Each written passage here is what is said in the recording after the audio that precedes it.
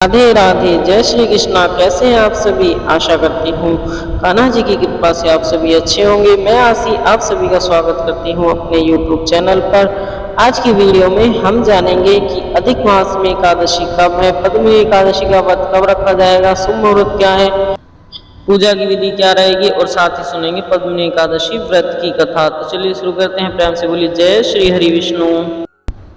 राजा युधिष्ठिर ने प्रश्न किया कि हे जनार्दन, अधिक मास के शुक्ल पक्ष की एकादशी का क्या नाम है और उसकी विधि तथा महत्म्य क्या है, सो आप कृपा करके विस्तार पूर्वक मुझसे कहिए। भगवान कृष्ण बोले, अधिक मास में अनेक पुण्यों को देने वाली एकादशी का नाम पद्मिनी एकादशी है। इसका व्रत यत्न पूर्वक करने से मनुष्य कीर्ति को प्राप्त होकर वैकुंठ को जाता है। इसके महत्म्य का वर्णन करने की सामर्थ्य चार मुखों वाले ब्रह्मा में भी नहीं है। पूर्व काल में ब्रह्मा ने पापों के समूह को नष्ट करने वाले इस व्रत का महत्म्य नारद जी से कहा। श्री कृष्ण के ये वचन सुनकर राजा युधिष्ठिर ने अत्यंत प्रसन्नता के साथ भगवान कृष्ण से इस एकादशी के व्रत की विधि पूछी। तब राजन के वचनों को सुनकर भगवान श्री कृष्ण कहने लगे कि राजन, जो मुनियों को भी दुर्लभ है वह मैं तुमसे कहता हूँ। दशमी के दिन व्रत का नियम करे। उस दिन कांसे के पात्र में भोजन मांस, मसूर, चना, कोंदो, साग, मधु और प्राय अन्य 8 चीजें वर्जित हैं। अर्थात जो चावल आदि का भोजन करे तथा नमक नहीं खाना चाहिए, भूमि में सोए तथा ब्रह्मचर्य से रहे। एकादशी के दिन प्रातः ब्रह्म मुहूर्त में उठे, शौच आदि से निर्वित होकर धन धावन करे और 12 कुल्ले जल के करके शुद्ध हो जाए। सूर्य उदय होने से पहले उत्तम तीर्थ में स्नान करने के लिए जाए। उसमें गोबर, मिट्टी, तिल और कुसा तथा आंवले के चूर्ण से विधि पूर्वक स्नान करे और यह मंत्र पढ़े, हे मृत्तिके, तुमको 100 भुजा वाले श्री कृष्ण रूप बराह ने उठाया है। ब्रह्मा जी ने तुमको दिया है और कश्यप मुनि से अभिमंत्रित की गई हो। मेरे नेत्रों, बालों और सारे शरीर में लगभग भगवान की पूजा के लिए मुझे शुद्ध कर दो। हे मृत्तिके, मैं तुमको नमस्कार करता हूँ। समस्त औषधियों से उत्पन्न और गो के उदर में स्थित पृथ्वी को पवित्र करने वाला गोबर मुझको पवित्र करे। ब्रह्मा के फूंक से उत्पन्न होने वाली तथा सारे भुवन को पवित्र करने वाली धात्री को नमस्कार है। तुम्हारे स्पर्श से मेरा शरीर पवित्र हो। हे शंख चक्र गदाधारी देवता श्री विष्णु भगवान, आप मुझको अपने तीर्थ में स्नान करने की आज्ञा दें। इस प्रकार कहकर वरुण के मंत्र को पढ़ता हुआ गंगा आदि तीर्थों का स्मरण कर जलाशय में विधि पूर्वक स्नान करे। मुख, पीठ, हृदय तथा शरीर का खूब अच्छी तरह मार्जन करे। सुंदर, स्वच्छ, फटा हुआ न हो ऐसा श्वेत वस्त्र धारण कर विष्णु भगवान का पूजन करे तो बड़े से बड़े पाप नष्ट हो जाते हैं। और फिर संध्या को तर्पण आदि अपना नित्य नियम करके विष्णु भगवान के मंदिर में जाकर उनकी पूजा करें। स्वर्ण के बने हुए राधिका के सहित कृष्ण और पार्वती सहित भगवान शिव की पूजा करें। कलश के ऊपर तांबे या मिट्टी के पात्र में देवता की मूर्ति रखें अथवा चांदी की विष्णु भगवान की मूर्ति स्थापित करके भगवान का पूजन करें। उस ऋतु में होने वाले कमल आदि पुष्प चढ़ाए, धूप, दीप, नैवेद्य आदि विविध सामग्रियों से भगवान का पूजन करें। प्रेम से के वशीभूत होकर भगवान के सामने नाचे और गाए। नीच मनुष्य से उस दिन वार्तालाप न करे, झूठ न बोले, रजस्वला स्त्री का स्पर्श न करे, गुरु की निंदा न करे। इस दिन पुराण आदि की कथा सुननी चाहिए। इस एकादशी को जल भी नहीं पीना चाहिए। यदि न रहा जाए तो केवल जलपान कर ले। यदि शक्ति न है तो फलाहार कर ले। रात्रि को भगवान का कीर्तन आदि करके जागरण करे। समस्त रात्रि पूजन करना चाहिए। प्रथम पहर की पूजा में नारियल, दूसरे पहर में बिल्वफल, तीसरे में सीताफल और चौथे पहर में सुपारी तथा नारंगी अर्पण करनी चाहिए। प्रथम पहर की पूजा करने से अग्निष्टोम यज्ञ का फल मिलता है। दूसरे पहर में वाजपेय यज्ञ का, तीसरे पहर में अश्वमेध यज्ञ का और चौथे पहर के पूजन तथा जागरण से राजसूय यज्ञ का फल प्राप्त होता है। इस पद से बढ़कर कोई यज्ञ, तप, विद्या या पुण्य नहीं है। जिसने इस एकादशी का व्रत किया है उसने पृथ्वी के सारे तीर्थ और क्षेत्रों का दर्शन में स्नान कर लिया। इस प्रकार सूर्य उदय तक जागे और सूर्य उदय होने पर उत्तम तीर्थ में जाकर स्नान करे तथा विधि पूर्वक भगवान का पूजन करे। श्रेष्ठ ब्राह्मणों को भोजन करावे। जो घड़ा आदि है उनका पूजन करके ब्राह्मणों को दान कर देवे। जो मनुष्य उपयुक्त विधि से इस व्रत को करते हैं उनका यह व्रत सफल हो जाता है तथा अंत में मुक्ति को प्राप्त होते हैं। भगवान कहते हैं कि हे राजन, तुमने मुझे मल मास शुक्ल पक्ष की एकादशी के व्रत की विधि पूछी, वह सब मैंने वर्णन कर दी। कृष्ण पक्ष की एकादशी के व्रत की भी यही विधि है। जिसने पद्मिनी एकादशी के व्रत को कर लिया, मानो उसने सब व्रतों को कर लिया। अब इस पद्मिनी एकादशी की मनोहर कथा मैं तुमसे कहता हूँ। एक समय कार्तिवीर्य ने रावण के बंदी गृह में बंद कर रखा था।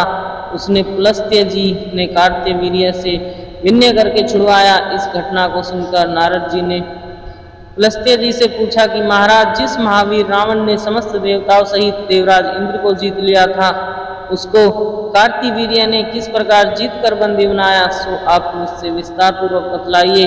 तब पुलस्त्य जी ने कहा कि नारद जी, पहले आप कार्तिवीर्य की उत्पत्ति का वृत्तांत सुनो। पूर्व काल में त्रेता युग में हे नामक राजा के वंश में कार्तिवीर्य नाम का राजा महेश्वतीपुरी में राज्य करता था। उस राजा की 1000 परम प्रिय स्त्रियां थीं, परंतु उनमें से किसी को भी कोई पुत्र नहीं था जो राजा के राज्यभार को संभाल सके। देवता, पितृ, सिद्ध तथा अनेक चिकित्सकों आदि से राजा ने पुत्र प्राप्ति के लिए प्रयत्न किए, परंतु भाग्यवश राजा के कोई पुत्र नहीं हुआ और सब यत्न असफल रहे। पुत्र के बिना उनको सारा राज्य दुख में प्रतीत होता था। जिस प्रकार भूखे आदमी को भोग विलास सुखी नहीं कर सकते, तब राजा को यह ज्ञान उत्पन्न हुआ कि तप से सब अभिष्ट फल की सिद्धि हो सकती है। राजा को वन में तपस्या के लिए जाते हुए देख उनकी एक परम प्रिय रानी इक्ष्वावंशु में उत्पन्न हुए राजा हरिश्चंद्र की पद्मिनी नाम वाली कन्या राजा के साथ जाने को तैयार हो गई और दोनों ही अपने अंग के सब सुंदर वस्त्र और आभूषणों को त्याग कर वल्कल वस्त्र धारण कर गंधमादन पर्वत पर चले गए। राजा ने उस पर्वत पर जाकर 10,000 वर्ष तक तप किया, परंतु फिर भी पुत्र की प्राप्ति नहीं हुई। तब उस पतिव्रता रानी पद्मिनी ने अपने पति के शरीर में केवल चमड़ा और अस्थि मात्र शेष देखकर महासाध्वी अनुसुईया जी से नम्रतापूर्वक पूछा कि हे साध्वी, मेरे पति को तपस्या करते हुए 10,000 बीत गए, परंतु भगवान फिर भी किसी तरह से प्रसन्न नहीं हुए। सो आप कृपा करके कोई ऐसा व्रत बताइए जिससे भगवान मुझ पर प्रसन्न हो और मेरे चक्रवर्ती पुत्र उत्पन्न हो। उस कमल न्यायनी पद्मिनी से अनुसुईया जी बोली कि हे सुंदरी, 12 मास से अधिक मल मास होता है, जो 32 मास पश्चात आता है। उसमें द्वादशी युक्त पद्मिनी और परमा नाम की शुक्ल पक्ष और कृष्ण पक्ष की 2 एकादशियाँ आती है। शुक्ल पक्ष की एकादशी का नाम पद्मिनी तथा है। तुम जागरण सहित उसका व्रत करो। उस व्रत के करने से पुत्र देने वाले भगवान तुम पर प्रसन्न होकर शीघ्र ही पुत्र देंगे। इसके पश्चात अनुसुईया ने रानी से व्रत की विधि कही।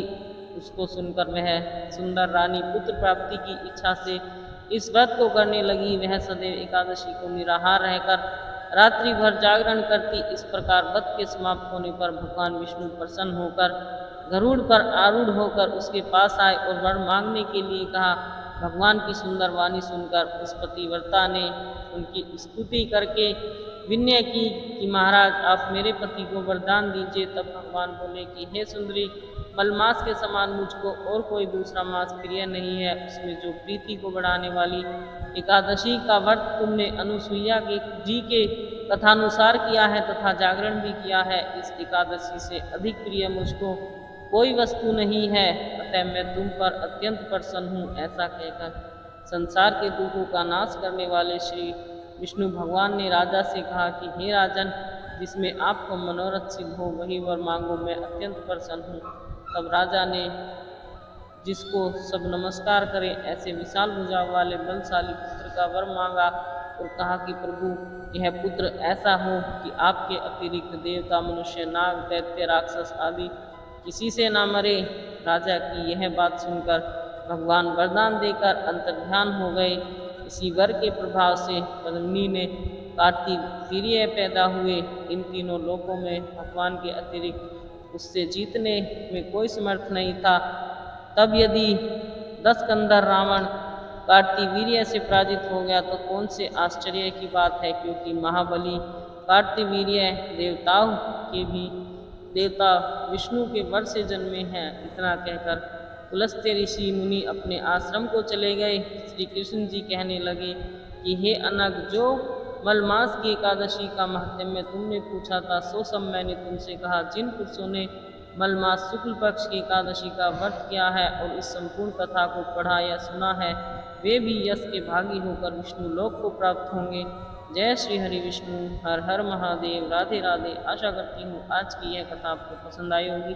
अगर कथा आपको पसंद आई हो तो कमेंट में जय श्री हरि विष्णु लिखें। अगर आपको मेरी वीडियो अच्छी लगती है तो वीडियो को लाइक कमेंट शेयर करें और मेरे चैनल को सब्सक्राइब करें और बेल आइकन को प्रेस कर लें, जिससे कि हमारे आने वाले वीडियो की नोटिफिकेशन आपको मिलती रहे।